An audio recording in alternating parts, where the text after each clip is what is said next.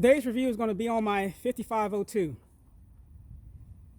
That's what I'm calling it now, since I've done the barrel modification, or I should say barrel change from a 5502. I originally purchased this 5501 and I was very unhappy with its performance, both its velocity and its accuracy.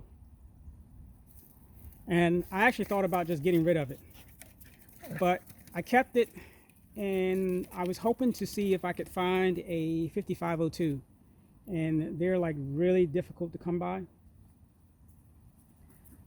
So finally one did come up on eBay, and it was in really bad shape, but I bought it anyway because I knew I just wanted the barrel and this extension there on the end. So I bought it and I did the swap, and I am much happier with it now, which I'm truly surprised that they kept the 5501 but discontinued the 5502. Doesn't make sense to me, but these things happen. So I'll go over some things, some good and some bad things about it. The bad things about it is it has non-adjustable sights, has a long trigger pull, and if you pull the trigger slowly, you can actually feel the BB's load into the barrel. The panels, along with the front of the frame here, is very, very, very slippery, and that's why I have the rubberized grip tape on it. And the magazines can be kind of fragile. On the other hand, it has a somewhat high velocity for a small BB pistol, blowback. It does have a decock button, and it has an indicator to tell you whether or not the hammer's locked back, and you can decock it, and of course it disappears. That's pretty cool. It does lock back on the last round. Set up like this is actually a cool looking pistol and fairly accurate. It does have a CO2 piercing knob at the bottom. I like the mag release button, and this pistol is actually very similar to the Umarex HPP.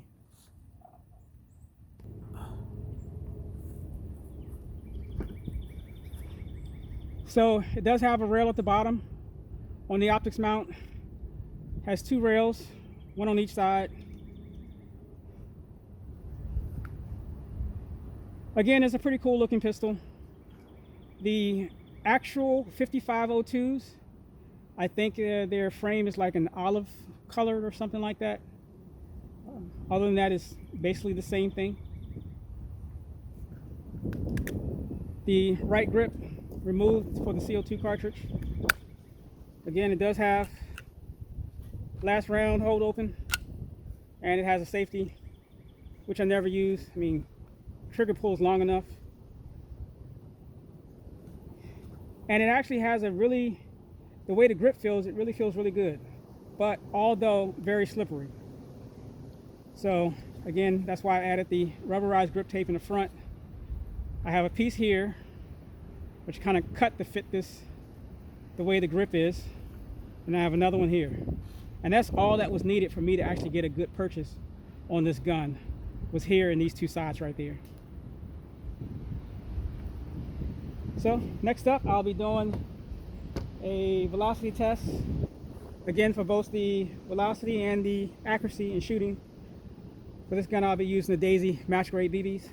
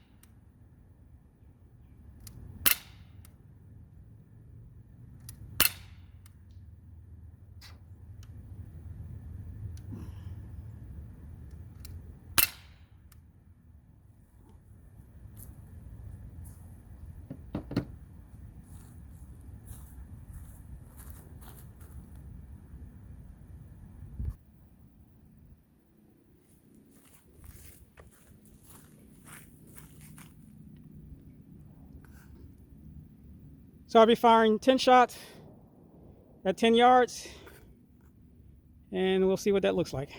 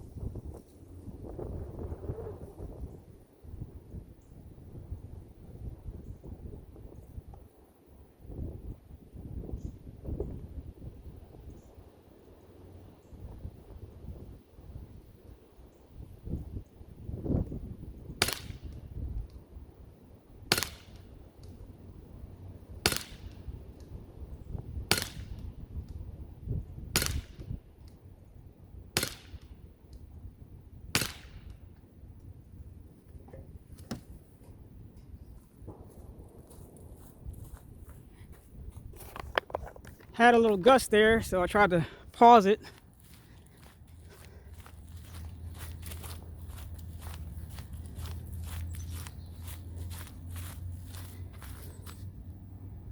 And that should be 10 shots.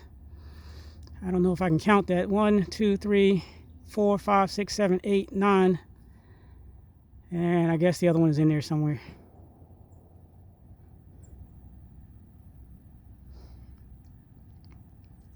Not the greatest, but not too bad for this pistol.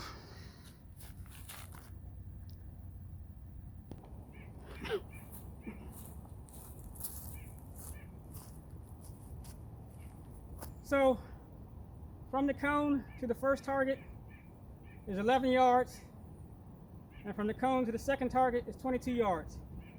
So I'm going to try a little drill I saw Lucas do from T-Rex Arms, and basically, for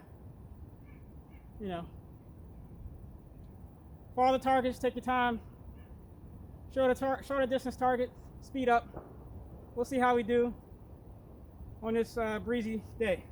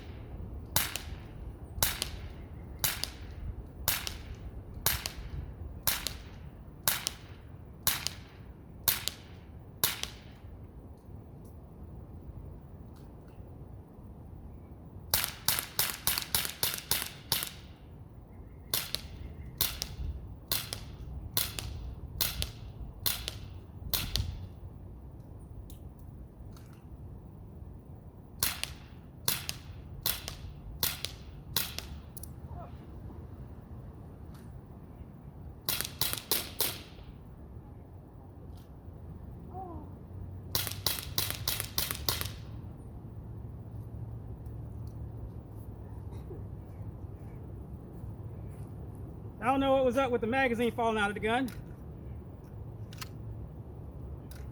User error, of course. But let's go see how I did.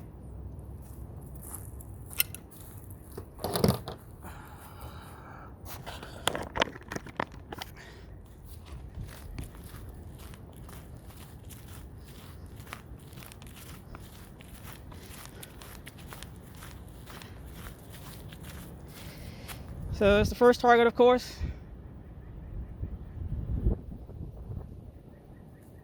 Again, that's 11 yards. And of course, you can see how freaking breezy it is today for some reason. But this is 22 yards on a breezy day with me shooting. Not too bad.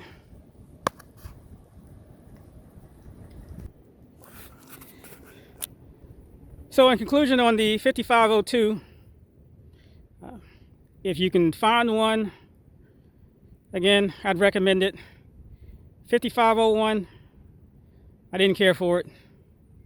As a matter of fact, I didn't like it at all. But now that I've done this, done the alteration to it, I actually like this little gun. It's kind of fun to shoot. I'm going to forewarn you though, and I'm not the greatest or best or anything like that, but if you're going to do this modification or change, this gun can be a bear to work on. So if I had to rate it on a scale from 1 to 10, 1 being the easiest, 10 being the most difficult, I would give this thing a 7. So it can be a pain in the butt to, if you're going to swap those barrels out, you got some work ahead of you. And sometimes it just doesn't want to go back like it should. And unfortunately, I had that problem. I had to fight with it a couple times, but I got it together, I got it working, and I'm glad I did. So 5501, no go. I don't know what the hell Daisy was thinking. I mean, I guess if you're 5 feet from the target, you'll probably be all right. But the 5502, it's I give it an A+. It's definitely worth it. Unfortunately, they discontinued, so you either have to find one on the used market, or get lucky like I did and put one together. I don't really care about the fact that it's not the original color frame. I'm fine with it. But yeah, and that's it for today.